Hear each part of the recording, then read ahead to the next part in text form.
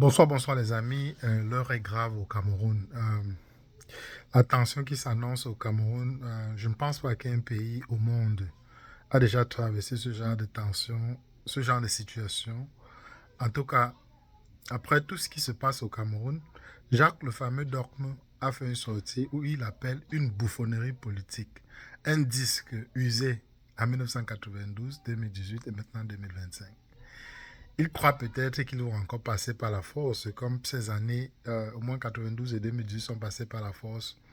Mais je pense que cette fois-ci, ça va être beaucoup, beaucoup, beaucoup plus difficile pour eux de passer. Je ne sais pas s'il fait exprès, mais bon, je vais vous lire ce communiqué de Jacques, le fameux dogme, qui est le porte-parole du RDPC. Il dit, en un, authenticité. La politique authentique se situe aux antipodes de la bouffonnerie et de la logique insurrectionniste. 2. Grivoiserie. S'autoproclamer président de la République, c'est sombrer dans la grivoiserie.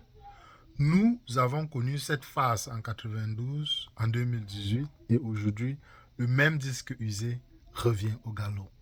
Le gars se sent vraiment confiant. Si je suis à sa place, je ne me sentirais pas si confiant, à moins s'il est en train de faire la politique de l'autruche, qui enfonce sa tête dans le sol et pense en tout cas que rien ne se passe autour. Mais Issa Chiroma est en tout cas en train de partir pour combattre ce régime. Beaucoup de personnes pensaient qu'il n'allait pas aller aussi loin. Mais force est de constater que Chiroma a décidé d'enfiler les gants. En trois, il dit responsabilité. Attendre sereinement les résultats qui seront proclamés officiellement par le Conseil constitutionnel.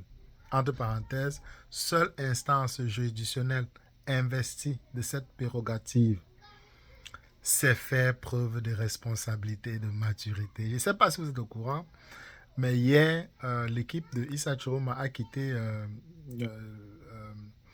en tout cas, la salle où on distribue, en tout cas, où en tout cas les PV et les CAM viennent et il faut essayer de prouver si c'est vrai ou pas. Mais les gens du gouvernement ont dit que seuls les PVD et les CAM font foi. Et les PVD et les CAM ont été fraudés énormément. Et ils ont refusé d'essayer de voir les vidéos ou bien les vrais PV.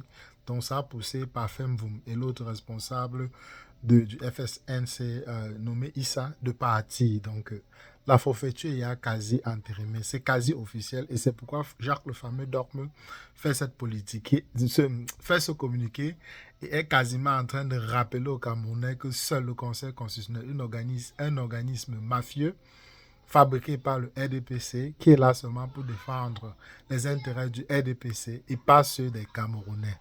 En 4, il dit, il n'y aura pas de chaos. En tout cas, ils ont confiance. Vous vous souvenez, le 4 avril, quand ils ont écarté le professeur Maurice Kamto, il y avait un responsable du MINAT qui avait dit à Clément Tangana de ne pas avoir peur, qu'il n'y aura pas de chaos. En tout cas, ces gens-là, ils sont très confiants qu'ils ont maté le peuple camerounais pendant plus de 60 ans et le disque est rouillé, le peuple camerounais ne peut pas se lever. Donc, ils sont très, très confiants. Il dit gesticuler félonnement en s'autoproclamant président élu et chef des armées, c'est sombrer dans la schizophrénie. Personne n'écoutera cette affabulation hirsute et faisandée. En tout cas, les gros mots vont tuer le monsieur si j'espère que son audience comprend ce qu'il dit. Il dit, aucun républicain ne prêtera une oreille attentive aux élucubrations burlesques de celui qui appelle les citoyens à la révolte. Il dit bien aucun républicain, il est malade. Alors qu'on dit que plus de 66% de l'armée a voté pour le changement. Même le département au a voté où c'est seulement les ministres et les hauts gradés de l'État qui votent là-bas. Le FSNC a battu le RDPC. Il est en train de dire qu'aucun républicain est malade. Il dit, on prêtera l'oreille à la place de révolte. Il dit, de quel droit, sur quelle base légitime ou légale, à quelle fin il n'y aura pas de chaos au Cameroun. En tout cas, le gars, en tout cas, bravo à lui. Mais en tout cas, moi, je suis pour au Cameroun, mais je sais qu'il y aura quelque chose. La tension s'annonce totale. J'espère que les Camerounais se préparent. On a fui ce combat Et il est inévitable. Il est inévitable et on ne fait que vous dire que vous n'allez pas sortir.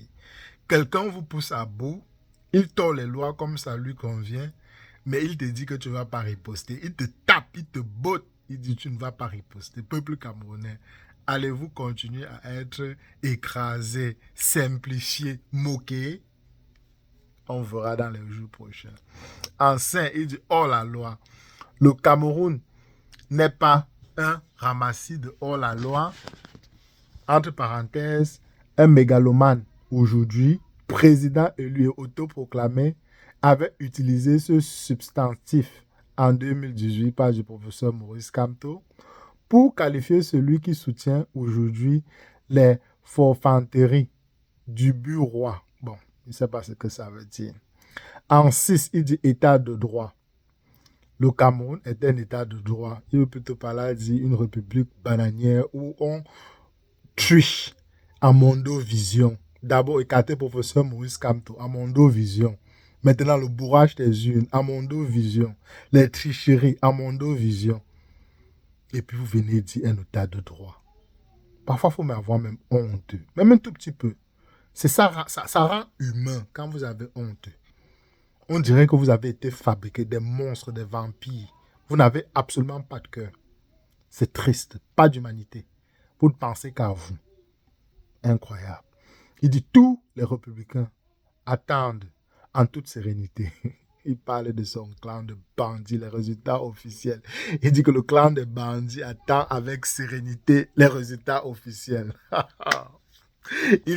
Ils ont déjà été rassurés qu'ils vont gagner. C'est pourquoi il dit qu'ils attendent avec sérénité les résultats officiels. Vraiment. Et les républicains sont plus nombreux, courageux et tenaces que d'aucuns ne le subordonnent. Ne le subodore. Ou se subodore. Bref, il fait que multiplier les gros mots. C'est ce qu'on appelle l'art de faire, j'ai oublié, d'être au sujet. Voilà, l'art d'être au sujet. Vous multipliez les gros mots juste pour faire en sorte à ce qu'on pense que vous êtes intéressant. En tout cas, ça ne fait rire personne tout ça. Et il conclut en disant que ils le feront savoir en tant que besoin. On verra. On verra si les Camerounais vont continuer à vous accepter. Et il dit parole d'anti-bouffon et d'anti-insurrectionniste. Parole d'anti-bouffon et anti-insurrectionniste. Bref, les amis, c'est quand même regrettable d'être aujourd'hui en train de négocier ou bien... Bref, seuls les jours à venir nous diront où le Cameroun est en train d'aller. Mais ces gens qui nous gouvernent, je ne sais pas ce qui est dans leur cœur. Ils n'ont absolument aucune humanité en leur cœur. Aucune. Et c'est pourquoi ils ne seront traités avec aucune humanité. Seule la lutte libère. Et il faut leur opposer une résistance beaucoup plus forte que celle qu'elles sont en train de vouloir préparer au peuple camerounais. Il ne faudra pas des millions de personnes dans les rues. Une centaine de milliers, comme la quantité qu'on a vue à Douala, dans la ville de Yaoundé, suffira pour mettre un terme à cette dictature. Même à Douala, peuple camerounais, réveillez-vous. L'heure du combat est arrivée. Bon les amis, j'espère vous avoir édifié. Si c'est le cas, laissez-moi un pouce levé, abonnez-vous.